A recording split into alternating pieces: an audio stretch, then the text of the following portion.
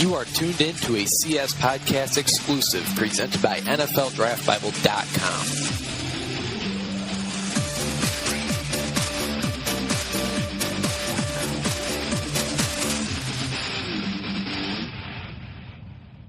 Welcome back to another episode of the CS Podcast presented by the NUC NFL Draft Bible. Can't stop, won't stop, don't know how to stop. Check us out, NFLDraftBible.com. Use the promo code DRAFT2016 for a 30-day free trial. And for a limited time only, you can get 50% off for life by signing up at NFLDraftBible.com using the promo code FOOTBALL2016. So, again, check us out, NFLDraftBible.com, on Twitter, also at NFLDraftBible. As always, I am your host, Chris Shanafel, and we are just days away from the start of the college football season. We have Charleston Southern taking on the five-time defending FCS national champions, NDSU, the NDSU Bison. And we also have a game kicking off in the land down under this weekend as Cal takes on Hawaii in Australia. So football is here. It is the best time of the year, and it is finally here. Again, we had Zach Carpenter on earlier in the week to talk Illinois State Redbirds, and I'll be previewing all the FCS football programs in the state of Illinois over the next week.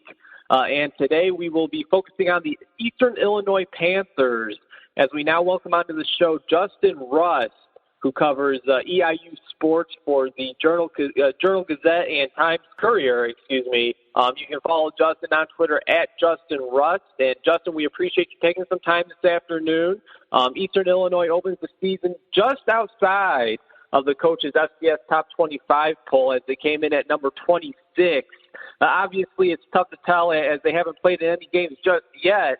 But do you believe that's accurate, that they are not a Top 25 team as they stand? It depends how you look on it and how you judge some teams. Like for me, where do you put Coastal Carolina? They're pretty talented, but sometimes the polls, people look at them playoff-wise, and Coastal Carolina is not eligible, and it all depends. There's a lot of teams in between that 20 and 30 spot. You could rank 20th, you could rank 30th. It's about right, honestly. You can put them about anywhere in that 20 to 30 spot is what I think right now.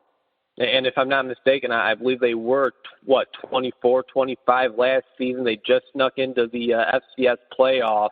And looking at the team this year, Justin, I seen one of your tweets just a couple days ago. Earlier in the week, head coach Kim Dameron announced that both Austin Green and Syracuse transfer Mitch Kimball will be seeing time at quarterback next week, the season opener against Western Illinois. It is 1 week from today. Do you think that there's a favorite in that race for the starting quarterback job? I mean, a couple years ago when Jimmy Garoppolo first left, I remember both Andrew Manley and Jalen Whitlow shared snaps for the first few games before Whitlow eventually won over the job. Should we expect a similar situation where one of these guys, Green or Kimball, will be taking the majority of the snaps at quarterback at some point this season? I would expect it at some point this season, yes. It was a little interesting when Coach Dameron said that the other day, because Austin Green had been the number one in spring practice, looked better than everyone else, and Mitch Kimball was still working back from his injury and such, and he had all last year off, but he learned the playbook.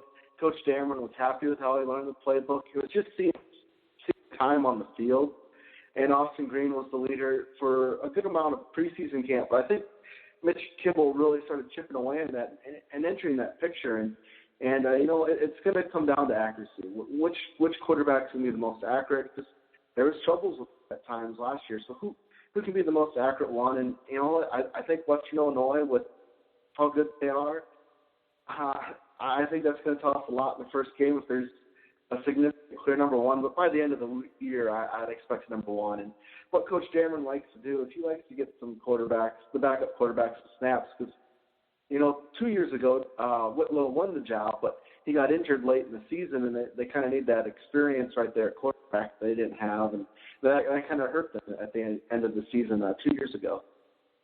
Oh, without a doubt. And looking at this quarterback situation, I mean, as you said, it looks like Mitch Kimball is sneaking up on Austin Green there now, making it more of a competition. And as you said, this first game of the season, 1 week from today, against Western Illinois, a very tough opponent in Western Illinois.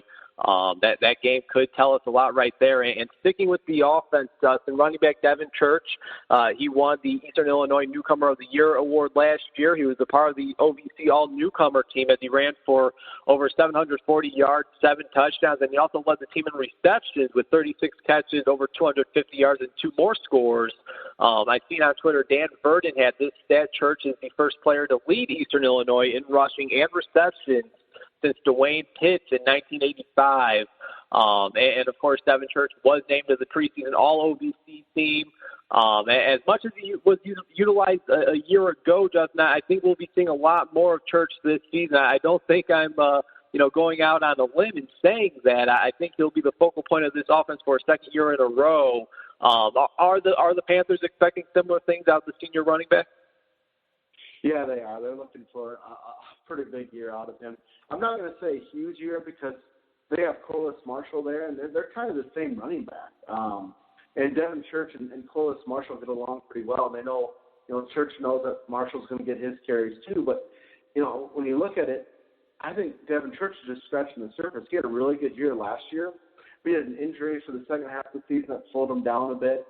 They took him off kick returns, and Trey Mitchell did a pretty good job there. But, he could be a 1,000-yard back. I think they're hoping he doesn't lead the team in receptions, but gets the same amount of receptions, if you know what I'm saying, having a wide receiver lead him there and such, and have a wide receiver step up there. But, yeah, he to have a big season, 1,000 yards rushing. I think 300 to 500 yards receiving possibly, depending on how the offense works out, swing passes, because when you get him out in space, he's very difficult to tackle one-on-one at this level. There's not many people that can match up with him one-on-one. Even though he's not the tallest back, he's got some good power to him. He's got very good moves to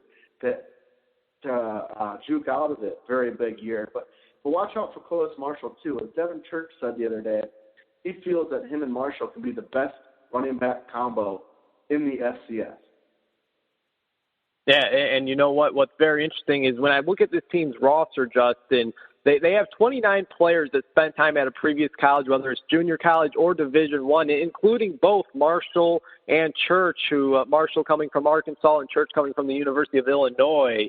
And this is not anything new for EIU. Why do you think that is? Why do you think this program has had so much success over the years? Bringing guys in from other programs, specifically the D1 programs. I mean, again, you got guys from Arkansas, Illinois, South Carolina, Florida International, and so on and so on. What do you think it is about the EIU Panthers that intrigue these incoming transfer athletes? Success, ability to play at the next level. Because if you look at EIU, since they've joined the FCS, they have the 6th most playoff appearances of any program, and 2 of those programs have moved up in Appalachian State and Georgia Southern. So success, and since 2002 they have I think it's the 5th most playoff appearances in the FCS. You have the chance to have some success, you have a chance to play, and you have the chance to play at the next level or have some success there. If you look, EIU is one of the only schools to have a head coach in the NFL right now, a general manager with Ryan Pace, and you got 2 quarterbacks and Jimmy Garoppolo and Tony Romo. Plus, Grugier-Hill is probably going to make the squad for the Patriots. So you look at that and success to bring them to the next level, and what Dino Babers did with them, and just the coaching success they had, and what Kim Dameron's doing with them, what Bob Spoo did with them. There's a lot of tradition here. So when you're transferring, you're looking for a spot where you can play, have success, and be seen. And that's a huge factor there. And you look at it, Jarvis Williams transferred to Troy. He's going to try and fill that Dino Fonte role. And that's not said lightly because he's the co-OVC Player of the Year, and, he's graduated. And Jalen Whitlow came in from Kentucky and had some success here. There's just people I feel that will want to come in and see the success some of these guys have and feel they can contribute. Without a doubt. Again, he is Justin Russ. He covers Eastern Illinois athletics for the Journal-Gazette and Times-Courier. We are here on the CS podcast presented by the NUC NFL Draft Bible. I am your host, Chris Sanafel. And Justin, it's a perfect time to now shift our focus onto the defense as they are losing a key player in just about every phase of the defense, starting with the defensive line. As you mentioned, Dino Fonte was the co-defensive player of the year in the OVC. They'll also be without linebacker Kamu Grugier-Hill, who was selected in the 6th round of the NFL draft by the New England Patriots. And in the secondary, they'll be missing out on Jordan Wycliffe. You kind of touched on it a little bit earlier, talking about the Troy transfer. Jarvis Williams is going to kind of be expected to fill Fonte's spot on the defensive line. But who are a couple other players that we should be on the lookout for to step up in place of those who graduated on the defensive side of the ball? That's a good question. They're a little bit light at sometimes, especially they're light of experience on the defense line. You have Jarvis Williams there, and I know they graduated Dino Fonte, but also Fednia Delphons and Thomas Coronado. Yeah. Good defensive ends for them. And Fonte took a lot of the light, but they're huge, so you have 3 spots to fill there. They moved Mac Weaver, who is a Vanderbilt transfer, over from tight end to defensive end, and they like what he's doing right now. I mean, he's 255 pounds. He's got good speed. I think he can have a nice impact over that defensive end. We mentioned Jarvis Williams. He had a good year behind Fonte and them rotating here and there on that line. And I think you can see him having a big year this year. His main thing is staying healthy. He got dinged up there, but when you're in the trenches, that's going to happen. Anu Tue, who is from Snow College, he's stepping in. He should see some time. Kalen Shepard is the guy that Cameron has been watching for a bit. He's saying Kalen Shepard, the redshirt sophomore, he's someone that needs to step forward, and he's looking for big things out of Kalen Shepard. So those are the 4 I'm kind of looking at right there. After that, it's kind of a mixed bag. There's talent there, but there's a lot of youth there. All right, fantastic. And Justin, earlier in the month, you had a fantastic story on linebacker Nick Horn, who, believe it or not, I actually went to high school with. Horn was recently put on a scholarship, and it looks like the coaching staff is looking at him to replace Kamu Grugier-Hill. Horn did play in all 12 games last year and even started the final 2 with Grugier-Hill being out with an injury. So he already knows what to expect. He already knows what the job entitles at the position. But will he be asked to do as much as Grugier-Hill? I mean, the type of athlete that Grugier-Hill was, coaches were kind of able to plug him in just about anywhere. Will Nick Horn be asked to do the same this season? About the same. I don't know how much you'll see him blitz in it as Grugier-Hill did, but in terms of pass coverage, in terms of stopping the run, he is built the same way. He can do the same things. When he stepped in and did that last year for Grugier-Hill in the last 2 games when he missed time with injury, Nick Horn filled in great. He was all over the ball. He was everywhere. He read playing a reserve role for much of the season, having to sit out a couple of seasons and some transferring and whatnot. But they're the same size at 6'2", 210. Grugier-Hill 6'2" and 215 listed as last year. So they're about the same size.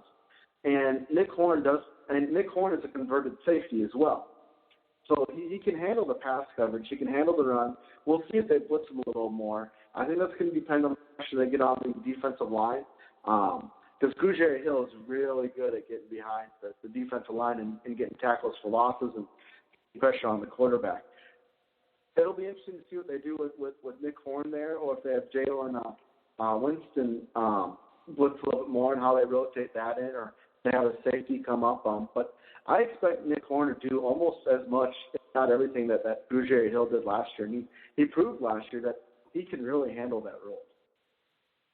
Yeah, he sure did. He sure did. Very impressive when he was coming in, either to fill in or those last 2 games to start. I mean, really showed a lot there, especially towards the end of the season. I really do like how this linebacking core is shaping up. Of course, with Nick Horn, last year's leading tackler, Seth McDonald as well, another fantastic linebacker there. And just looking at the secondary, safety Bradley Dewberry is coming off of a really impressive sophomore campaign. I expect similar things out of him this season, or at least I hope. I mean, he was a lot of fun to watch last year. Justin, is it safe to say that the defense, although they're losing some key players, some really big impacted players, is it safe to say that this defense will continue to be the strength of the Eastern Illinois Panthers football team as it has been over the last couple of seasons? I think you're exactly right. Wycliffe was a really good player, and so was Fonte, and so was So is Grugier Hill. All really good, but they're returning a ton back in the defensive backfield still. You mentioned Bradley Dewberry, and he came on so strong last year.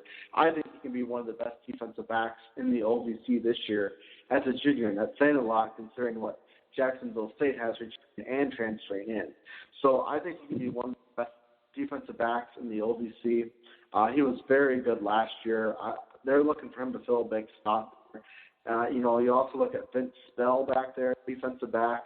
He had a good year last year and is ready to step up. They moved Trey Mitchell, wide receiver, defensive back, and he has very good instincts. So if you look at what Dylan Chapman did last year, being out for the first year, the former basketball player who had a major impact, I think you'll see Trey Mitchell have kind of the same impact there, to have a big role back there like Dylan Chapman did back there. And Deshaun Smith is really holding his own at cornerback this preseason. He saw some time last year, looked good, but he's a nice physical cornerback who makes good plays on the ball. He's having a very good camp as well. So they've got some depth there at defensive back, and at linebacker you mentioned Seth McDonald to go with Nick Horn. Plus you got Jalen Winston, who saw some time last year and looked good too. So they have some depth there. The key is going to be how the defensive line plays for that defense this year. If they can step up and that youth can step up, defense is not going to miss too much of a step, if at all, from last year. Oh, yeah, and as we know, a strong defensive line only makes that secondary better. It makes the entire defense better, so that'll certainly be something to look out for when it comes to the Eastern Illinois Panthers defense. Couple more questions, and then I'll let you go, Justin. Really do appreciate your time this afternoon. One thing, back to the offense. I mean, as you mentioned, I'm sure Eastern Illinois, I'm sure the coaches, they would rather not have a running back, whether it's Church or Marshall being the lead wide receiver. Of course, Church was the team's leader in receptions a year ago. Is there a wide receiver that we should look out for to kind of have a breakout year for this team? Maybe a guy that Austin Green or Mitch Kimball is comfortable with? That's a good question. I've been kind of looking for that in camp, and there seems to be some guys here. I'm not seeing that breakout. There could be a few guys here that could surprise. Isaiah Nelson needs to do a little bit better job holding on to the ball, but he could be that guy.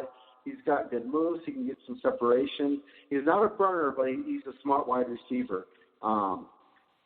Looking at some other guys here, too, you've got I know he's listed as a wide receiver, but he really came on strong as a tight end last year, and that's Addison Bounds.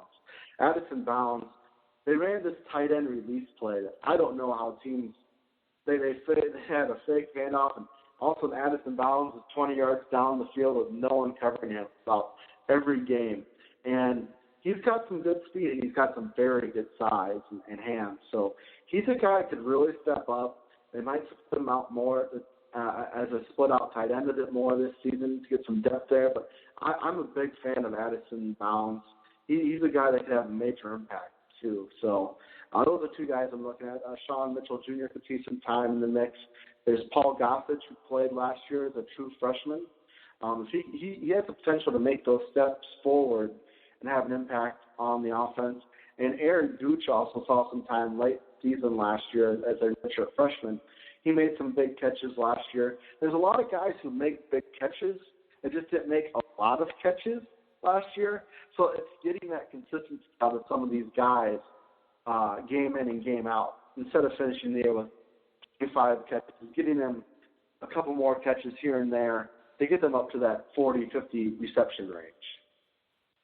And you know what? Consistency will be the key for this team, both offensively and defensively. A lot of guys are going to have to step up. It's going to be a lot of fun. Justin, before I let you go, I have to ask you, if you had to predict a final record for the 2016 Eastern Illinois Panthers football team, I mean, they play 11 games, including arguably the toughest 3-game start to a season in all the FCS, in my opinion. Week 1 against Western Illinois, and then weeks 2 and 3 on the road at Miami of Ohio and at Illinois State. What is your record prediction for Eastern Illinois, and will they finish in the top 25 of the FCS, meaning will they make another FCS playoff appearance? That's a good question. They had a tough start to the season last year, too, with almost the same schedule. They just switch out Northwestern with Miami of Ohio this year, and Western Illinois making the playoffs last year. And it's going to be interesting. You look at last year and how they played against Western Illinois. If Whitlow doesn't fumble at the 1-yard line and they score on that opening drive, is their game against Western Illinois completely different? And it's all going to start with that Western Illinois game this year. So looking at it record-wise, it's really tough to predict. I'm going to say 6 wins, and I'm going to say they're looking at the play that they have a chance for playoffs again. They're sitting right at the end of that top 25 outside of it. Because the big question is 2 quarterbacks right now. If one of the quarterbacks step up, I can see 7 to 8 wins. It's really interesting to see that Western Illinois game is going to tell us whether they're going to be a 5 or 6 win team or 7 to 8 win team and squarely in the playoffs and competing with Jacksonville State for that OVC title like they did last year. Hey, certainly something that can turn into a possibility. I certainly see 6, 7 wins, a similar season to last year. And you're absolutely right. The start to this season is very similar to the start of last season. Again, to switch out Northwestern for Miami of Ohio. Again, a very tough start to the season for the Eastern Illinois Panthers. Justin, really do appreciate you taking some time, bringing your knowledge and insight onto the show to talk some Eastern Illinois Panthers football. Hopefully we can do it again at some point during the season. Before I let you go, can you please tell our listeners where they could check out your work at? And thank you, Christian. It's always great talking to you. I love your work too, and I'm excited for the season too. And I do, when you introduce North Dakota State, by the way, it's the 5-time champions. Maybe go a little Booker T on them and 5-time champs. Maybe they get into that. I don't know, but you can check out my work at www.jd-tc.com, a Journal of Gazette Times Courier here in Mattoon in Charleston. My Twitter handle at JustTrust at Twitter.com and such. So that's where you can find my work, and I appreciate you having me on. You do great work, Christian. Oh, it's a pleasure. And you know what? Next time I'll be sure to put some respect on the North Dakota State Bison name. Justin, thanks again, man. Have a great rest of the day. You too. Thank you very much.